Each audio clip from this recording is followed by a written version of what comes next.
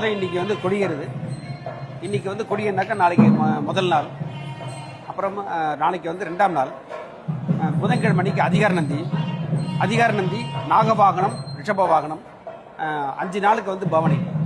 6 நாள் யானை வாகனம் வரைக்கும் பவனி.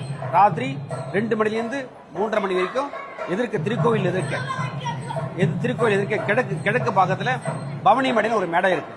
அந்த பவனி மேடையில் வந்து சுவாமி வந்து 3ஆம் பவனியாக 6 நடனம் போடுவார், 4ஆம் பவனியாக 4 நடனம் போடுவார், 5ஆம் பவனியாக 6 நடனம் போடுவார், அப்புறம் 6ஆம் நாள் அன்னைக்கு 18 நடனம் போடுவார். அந்த பவனி மேடையிலே பவனி சாய்க்கிறது தான் மிகவும் அற்புதமான அஜபா நடனத்தை நம்ம தரிசனம் பண்ணலாம்.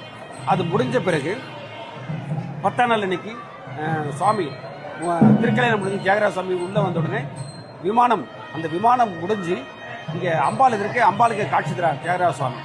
18 நடனம். 10ஆம் நாள் அன்னைக்கு வான்மீகி முனிவர் இருக்கு. 16 கால் மண்டபம் நம்ம கிழக்கு கோபுரத்து வாசல் இருக்கு. அந்த மண்டபத்தை சுற்றி வான்மீகி முனிவர் இருக்கு. 18 நடன காட்சி. இந்த நடன காட்சி பார்க்கறதுக்காக எல்லாரும் மக்கள்லாம் திரண்டு வருவாங்க.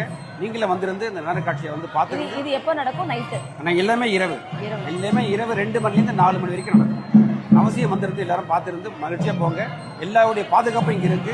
எங்களுக்கு பைரவர் எப்படி அந்த மாதிரி இந்த கோவிலில் காவல்துறையும் எங்களுக்கு துணையாக இருக்காங்க.